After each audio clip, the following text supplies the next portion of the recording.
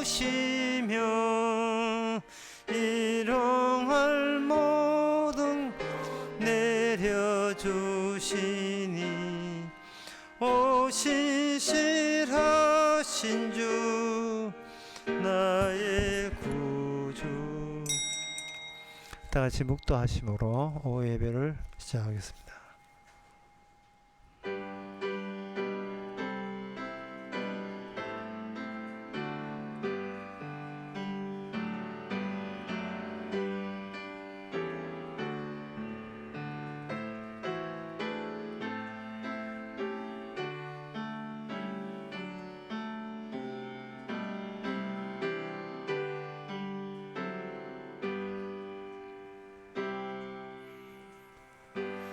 하나님이여 나를 보호하소서. 내가 주께 피하나이다. 내가 여호와께 아뢰되 주는 나의 주시오니 주밖에는 나의 복이 없다 하였나이다. 주님 외에는 우리의 다른 중심이 없음을, 다른 구심점이 없음을 오늘 또 말씀을 통해서 확인하고 확정짓는 시간 되게 하옵소서. 예수님의 이름으로 기도합나이다. 아멘.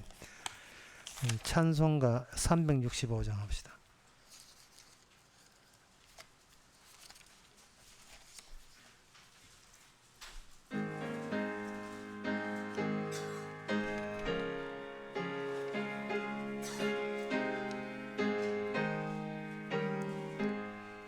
내 주의 지신 십자가 늘 수위는 앉을까.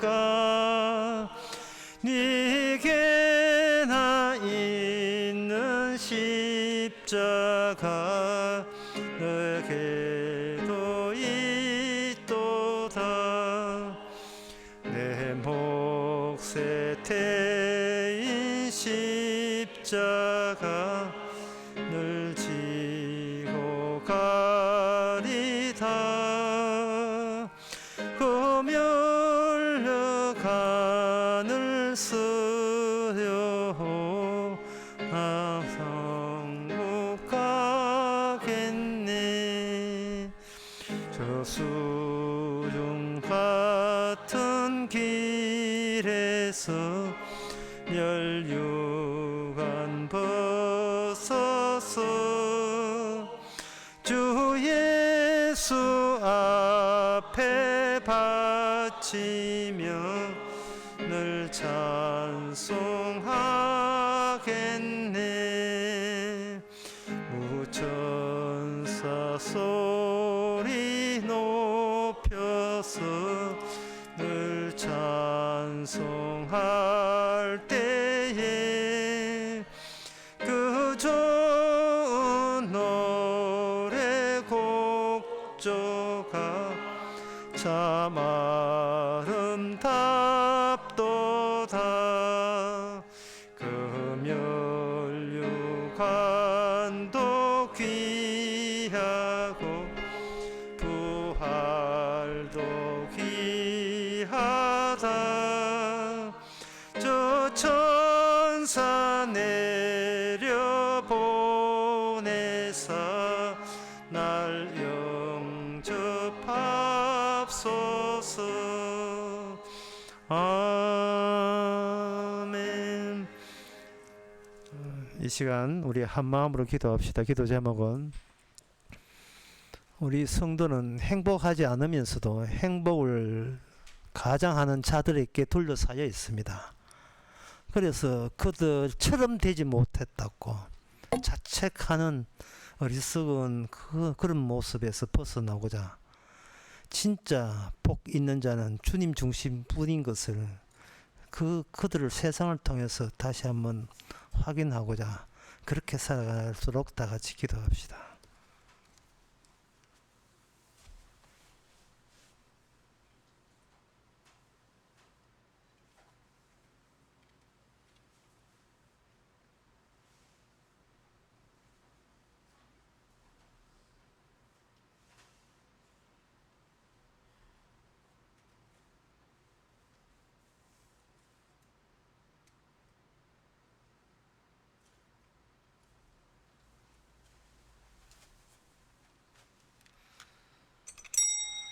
하나님 아버지, 행복도 없으면서 마치 가진 채 티를 내는 그들의 속임수에 늘 현혹당하고 우리는 속고 있었습니다. 행복이란 그 한복판에 갔을 때 순간 행복이 사라진다는 이 놀라운 세상의 원리를 우리는 잊지 말고 어디에도 행복은 없고 주님과 함께 동행하는 만이 행복인 것을 깨닫는 저희들 되게 하옵소서. 예수님의 이름으로 기도합나이다. 아멘.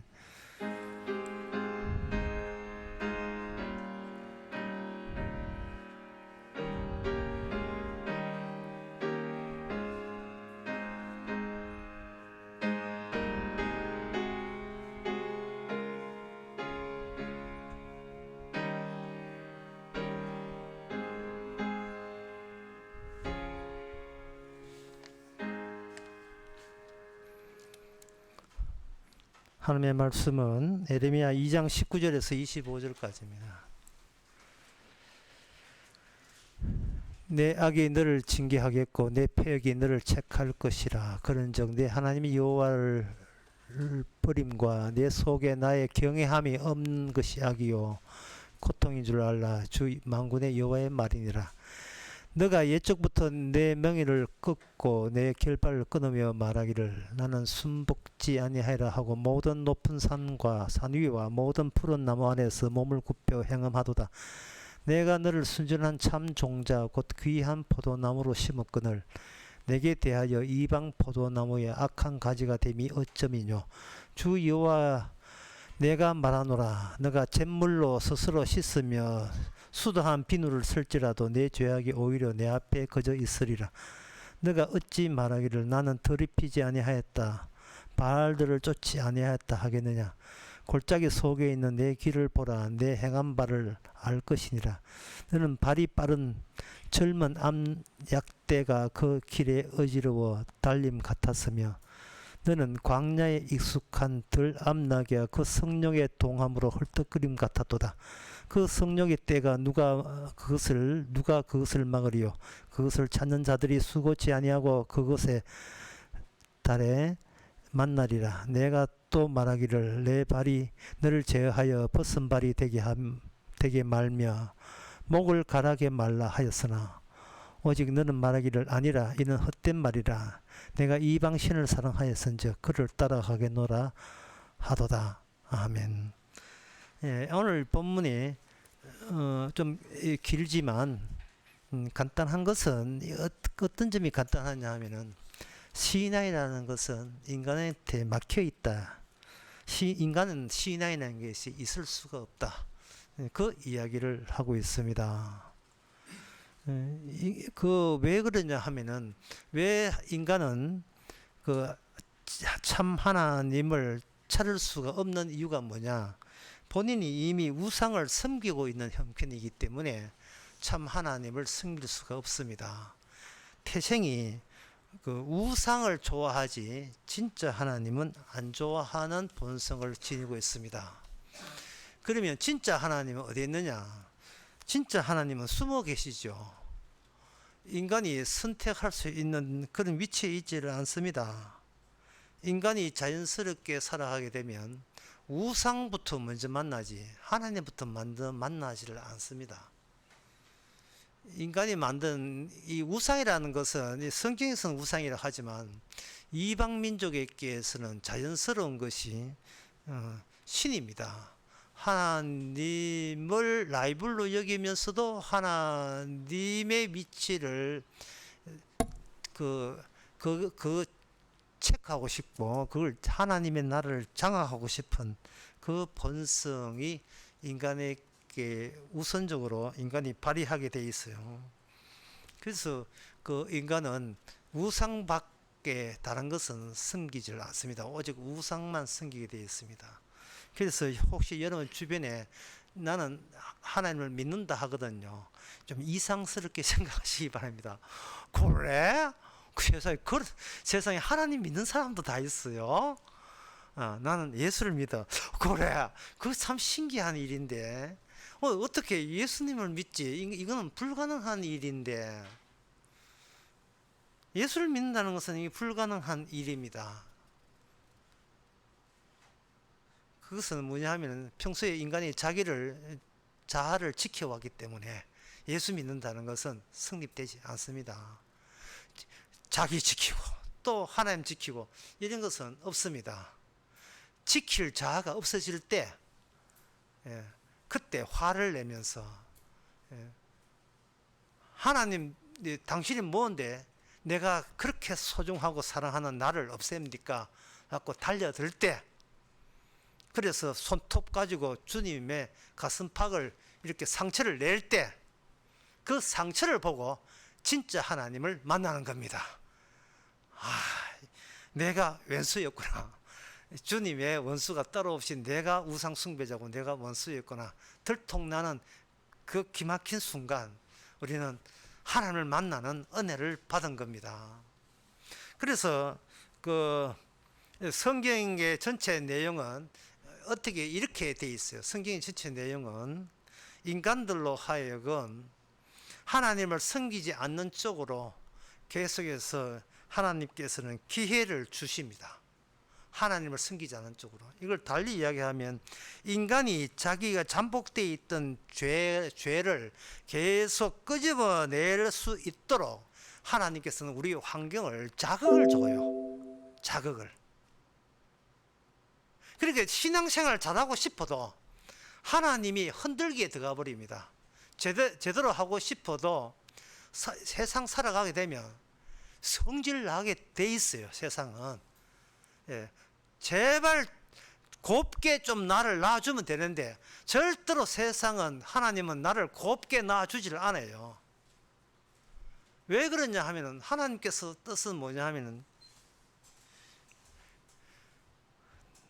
네가 기대하고 네가 고대하는 이 세상 자체, 이 세상 자체가 함께 더불어서 하나님께 대든 세상인 것을 네가 혹독하게 그것을 이 경험을 하셔야 됩니다.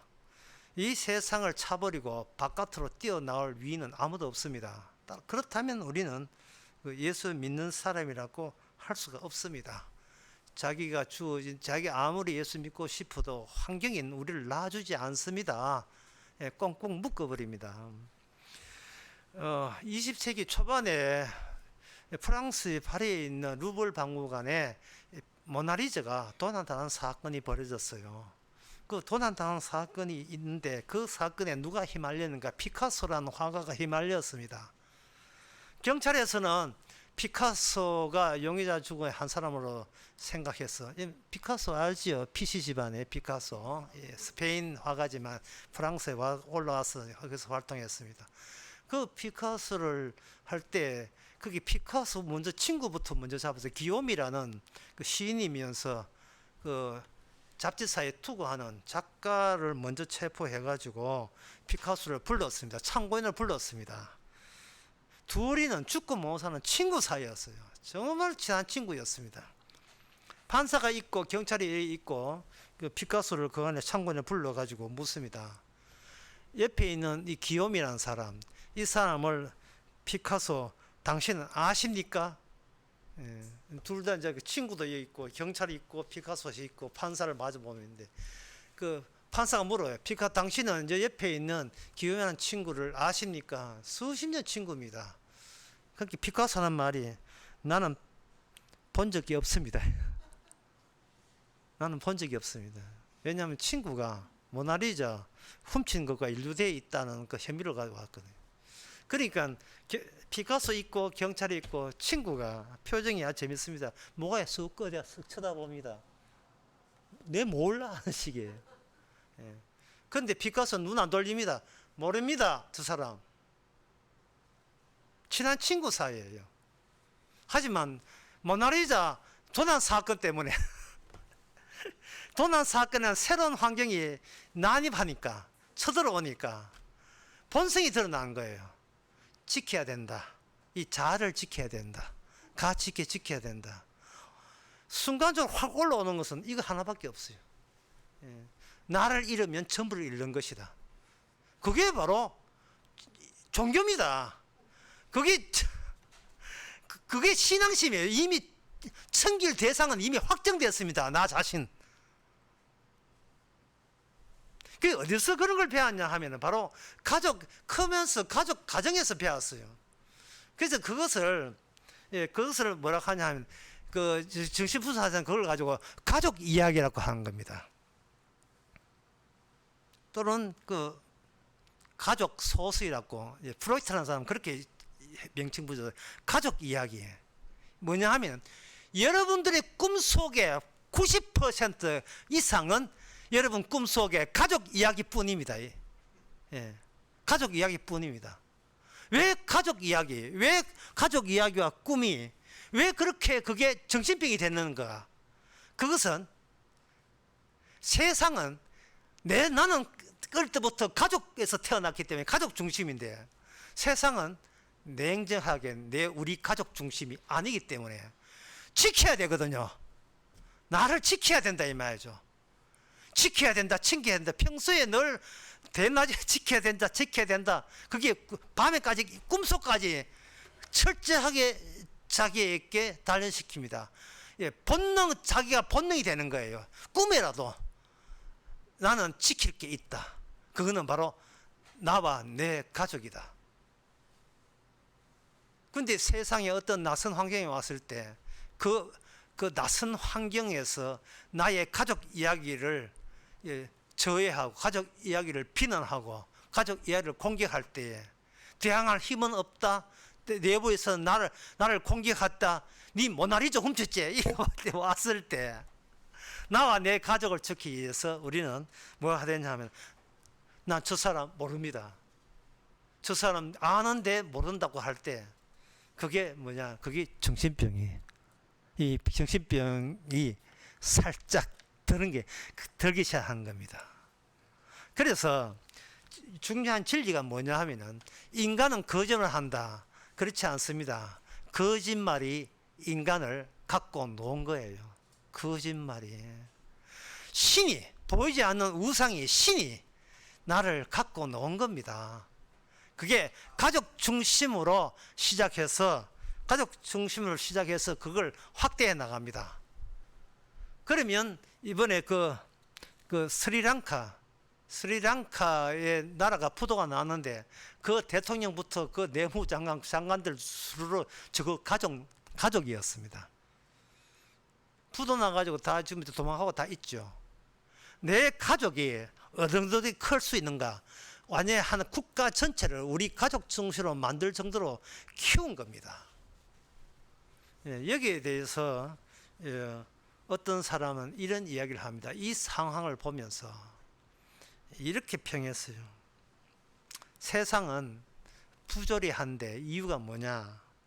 인간은 자기의 행복을 원하고 있지만 세상 돌아가는 것은 허망하고 아무 의미 없고 세상 하나하나가 부질없기 때문에 그러한 나는 행복을 원하는데 세상은 전혀 행복스럽지 않고 무의미하고 허망하게 돌아가는 데서의 이 마찰, 이것 때문에 세상은 부조리한 세상이다 라고 이야기했습니다.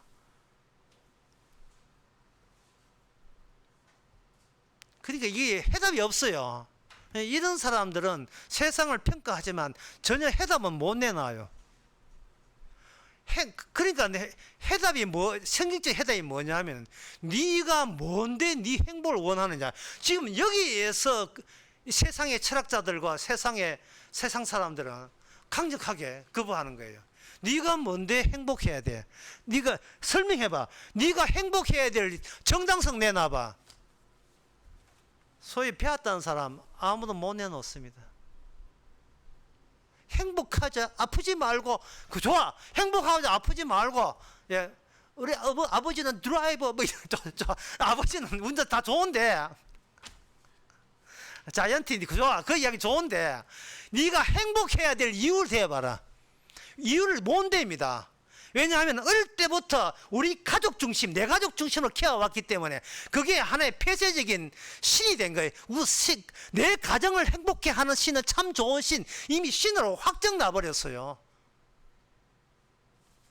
그런 마음가짐 가지고 교회 나와서 기도를 해보고 헌금을 하고 전도를 하고 선교를 해봤자 항상 기본 원칙은 있어요. 이 모든 것이 행복하자, 아프지 말고 정말 그쪽으로 다 내려가는 거예요. 믿음요? 없습니다. 신앙 없습니다. 주님 사랑 거짓말이에요. 이미 자기의 믿을 게 확정되는데 무슨 그런 거짓말을 합니까? 또 어떤 고대에서 나오는 어떤 교훈 가운데 이런 게 있어요. 인생이란 무엇인가? 인생은 힘들게 돌멩이를 가지고 정상까지 올려놓고 가게 되면 신이 분노해서, 그때는 신이 아주 운명이지, 내 운명이 그걸 질투해가지고 내가 정상까지 돌을 올려놓은 그것을 다시 밑으로 내려버리면 인간은 늘 매일같이 반복되는 것이 올려놓았던 그 욕망을 이루지 못해 결핍을 느끼면서 또 힘들게 무거운 돌을 올리고 또 신은 그것을 버리고 또 올리고 그것을 되풀이한다. 이 시지퍼스의 신화라 해서 그리스의 교훈입니다. 그런 이야기 하니까 어떤 사람이 아이디어를 내었어요. 돌을 정상까지 올리지 말고 중간쯤 올려가지고 거기서 쉼을 얻으면 되지 않겠느냐, 이런 아이디어를 또 제시했어요. 이 아이디어가 일리는 것 같지만 이거는 너무나 자기를 모르는 거예요. 왜냐하면 주님이 우리를 자극했어.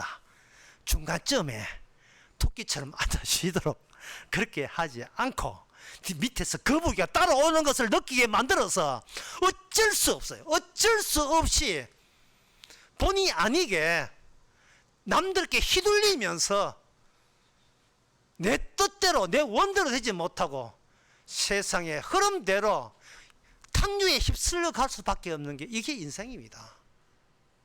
세상이 어떻게 내 마음대로 수도할 수가 없어요. 그렇다면 내가 이 세상을 조정하죠. 그런 게 아닙니다. 세상은 나를 밀어내는데 그 밀어내는 세상의 그 동기가 이게 아무 의미가 없어요. 허망함이 나의 행복을 늘 조롱하고 늘 와해시키고 무산시키고 해체시켜버립니다. 그래서 세상에서 하는 모든 일의 마지막은 뭐냐? 절망입니다. 절망이에요. 왜 절망인가? 주님께서 의도적으로 그렇게 인간은 사회를 그렇게 만들어버렸습니다. 창세기 3장에서 인간은 저주에서 한 발자국도 벗어나지 못하도록 그렇게 조치를 다 해놓은 거예요. 그러면 이스라엘, 오늘 본문의 선지자가 이스라엘을 보고 이야기하는 건데 여러분 딱 봐도 이스라엘 보고 욕하는 이야기죠. 그 이스라엘을 이렇게 욕하는 것은 대표적으로 욕하는 겁니다. 이스라엘이 망함으로써 세상은 원래 망해야 된다 확정했다, 망하기로 확정했음을 이스라엘로 통해서 다 보여주고자 하는 겁니다. 그러면 이유가 있어야 되겠죠. 하나님은 이스라엘을 우상 섬기겠다는 명목으로 이스라엘을 심판해 버립니다. 그런데 여기에 대해서 이스라엘을 말하기를 23절에 보면 너가 어찌 말하기를 나는 더럽히지 아니하였다, 바알을 쫓아가지 아니하였다 하겠느냐, 이래 있거든요. 이스라엘은 하나님의 그 계시와 다른 신을 섬기지 말라에 대해서 적극적으로 자기 변해 놨습니다. 절대로 저는 하나님 외에 다른 신을 섬기지 않았습니다. 자, 그렇게 될 때에 너도 일리가 있구나 그렇게 나가시는 게 아니고, 그래 네가 아직 네 주제를 모르는구나, 네가 하나님을 안 섬기고 우상을 섬길 수밖에 없는 존재인 것을 내가 앞으로 인생을 계속 살게 하는 기회를 주면서 죄 지을 수 있는 기회, 우상 섬기는 기회를 내가 그쪽으로 너를 몰아넣을게. 이게 하나님의 조치예요. 참 친절하신 하나님이에요. 제가 언제 나쁜 짓 했습니까? 내가 언제 예수 안 믿고 부처 믿었습니까? 라는 그런 말들을 수학여행 때 절에 가가지고 그런 거 모습을 다 보이게 하고, 옛날 수학여행 어릴 때이지만 어른 돼서라도 불교에서 공부해본 적 없는데 행동 하나하나가 불교적 행동이라고 평받을 수밖에 없는 그런 본색을 다 드러내는 겁니다. 자, 그러면 이 해답이 있어야 되는데 그럼 어쩌면 좋으냐? 지금 하나님께서 계속해서 죄로 몰아넣는 이유는 이겁니다. 인간이 어릴 때부터 자기 가족 중심으로 살기 때문에 여기 가족을 지키기 위해서 그만큼 노력을 해야 돼요. 노력을 하다 보면 인생의 무게가 중량이 많이 나갑니다. 이게 인생의 무게예요. 사람들이 행복하지 못한 이유가 남들이 나를 괴롭혔어가 아니라 본인의 중량이 너무 많이 나갔어요. 80, 90, 100kg, 120kg. 너무 비만이에요. 존재의 무게가, 육체 무게 말고 존재의 무게가 너무 비만입니다.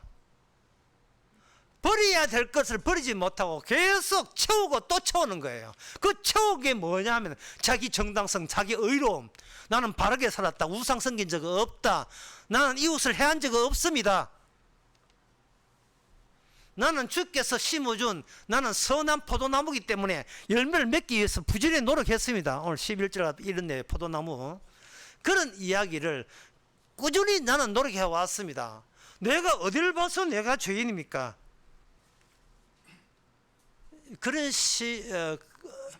그런 쪽으로 반발이 나오는 거예요.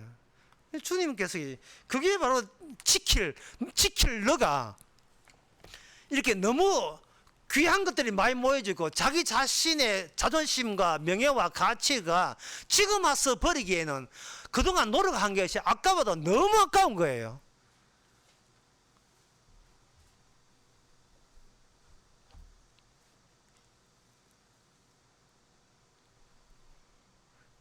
그러면 하나님의 뜻은 무엇인가? 하나님의 뜻은 인간의 존재의 무게가 아니고 말씀의 무게입니다. 자, 존재의 무게에서 말씀의 무게로 바뀌는 그 방식이 여기 나와 있습니다. 22절에 나옵니다. 주 여호와 내가 말하노라 너가 잿물로 스스로 씻으며 수다한 비누를 쓸지라도 내 죄악이 오히려 내게 거저 있으리라. 이 말씀이 좀 어려운 말씀인데 뭐냐 하면은 손에 이거 때가 묻어 있을 때 사람은 가볍게 여겨요. 그러니까 자기 존재의 무게가 내가 뭐가 무거워 난 항상 가벼워 이렇게 생각하고 막상 어떤 일이 벌어지면 자기의 양심이 갇히게 되면 이거 후딱 이것을 요 묻은 요거는 가벼운 요 면지 같은 거 털어내면 되고 요 씻으면 된다 해가지고 여러 가지 자기의 잘못과 과오를 반성하는 방법들을 총동원해서 기존의 자기 존재의 무게를 유지하기 위해서 계속 회개하면서 씻어내요. 씻어내는데 비누 한 10개 동원했어요. 하이타이 동원하고 전부 다 유한락스 동원하고 해도 동원하면 동원할수록 그 죄 씻고 난 뒤에 그 죄를 반복을 안 해야 되는데 반성합니다. 눈물 콧물 쏟아가면서 내 죄를 잘못되게 반성합니다.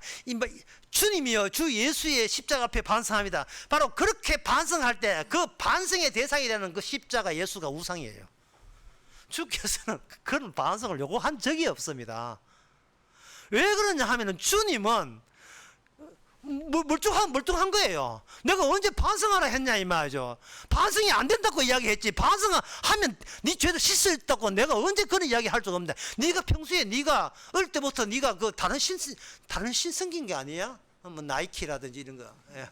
신 말고 이 말도 안 되는 계획. 네가 지금 하나님 말고 다른 신을 섬겼으니까 자꾸 반성하고 회개하고 하는 그 목적이 뭐냐? 지 존재의 무게에서 흠집 나지 않게 해서 지금보다 손실 나지 않게 해서 인생이 여기서 망가지지 않게 해서 더 악화되지 않게 해서 지금 수작을 벌리는 거예요. 수작을 기도원에가 철하고 뭐 그 때문에 수련회 참석한 건 알겠지만 뭔가 만회해 보려고 뭘 만회하는데 내 자존심 내 명예를 남들이 나를 어떻게 나쁘게 본 평가를 참에 화끈하게 반전에 해가지고 완전히 뒤집어 엎어서 내가 그렇게 당신 보기에 무시당할 대상이 아니라고 그거 외치고 싶은 거예요. 그러니까 주께서는 일부러 씻을 수 있는 길을 줘요. 길을 어떻게 주는가? 자극을 합니다. 갑자기 일이 안 풀립니다. 그때는 막 엎드려서 기도해요. 주여 뭔가 제가 잘못된 게 있으면 회개하게 해주십니다. 그렇지 주께서는 그럼 봐라 네 우상 생겼잖아. 우상. 내가 요구한 적도 없는 게 씻었잖아. 이렇게 반성해가지고 또 네 존재의 무게를 지키려고 바로 이 발전하는 거 봐. 저는 우상보다 여호와를 생겼습니다. 그래, 그 여호와가 우상이라니까. 그러면 하나님은 뭐냐? 하나님은 진짜 죄 씻는 방법을 가지고 진짜 하나님을 나타냅니다. 그게 마가복음 2장 10절에 나와요. 그러나 인자가 땅에서 죄 사하는 권세가 있는 줄 너희가 알게 하노라. 끝났지요. 주님께서 중풍병 고치러 온 사람에게 죄 사함을 줬어요. 인간이 요구사항 한 것을 말고 다른 걸 줘버렸어요. 중풍병을 낫게 하게 기도하러 온 사람에게 그 사람은 계산한 겁니다. 내가 여기 다른 것은 문제가 없는데 중풍병만 나오면 나는 얼추 괜찮은 사람으로 존재의 무기 유지할 수 있겠지라고 생각한 거예요. 주님께서는 중풍병 고치러 온 그 자체를 죄로 봤어요. 중풍병 고치러 온 죄, 암 낫게 하게 온 자체를 죄로 본 겁니다. 암 나는 것은 그건 죄가 아닌데 그걸 낫겠다는 의지를 갖은 그 자체가 죄로 보는 거예요. 그 죄는 아무리 회개한다고 병은 나을지 모르겠지만 죄는 씻어지지 않습니다. 죄는 권세는 주님 자신이 허물어져야 돼요. 우리는 안 허물어지려고 고집 부리고 있습니다. 더 망가지면 안 돼. 여기서 더 밀리면 안 돼. 여기서 더 무너지면 안 돼. 거기에 대해서 주님께서 진짜 하나님은 그러면 내가 무너질게. 주님께서 와장창 무너졌습니다. 이게 바로 사울에서 바울 된 순간입니다. 내가 내 잘난 내 지키려고 주님을 핍박했습니다. 여러분 죽는 순간까지 단 한 번이라도 이런 순간 왔으면 정말 기적입니다. 정말 기적입니다. 그러니까 여러분들이 진짜 죄 용서 받으면 주께서 남은 인생 주시거든 죄가 뭐냐를 짓는 기회로서 삼으시기 바랍니다. 이거는 내가 내 힘으로 씻을 수 없는 죄들이 나오도록 주께서 자극을 해줄 때 우리의 존재의 무게는 날아가 버리고 말씀의 십자가의 무게 안에 우리가 가볍게 합류하는 저와 여러분 되시기 바랍니다. 기도하겠습니다. 하나님 아버지, 뭔가 잘못 생각하고 있으면 주여 이 시간 성령으로 바꿔주시기를 원합니다. 회개해야 하는 내 모습 보고 내가 얼마나 자랑스러워했는지, 이게 나를 지키는, 내 가치를 지키는 우상인 것을 이제는 깨닫게 하옵소서. 예수님 이름으로 기도옵나이다. 아멘. 찬송가 347장 갑시다.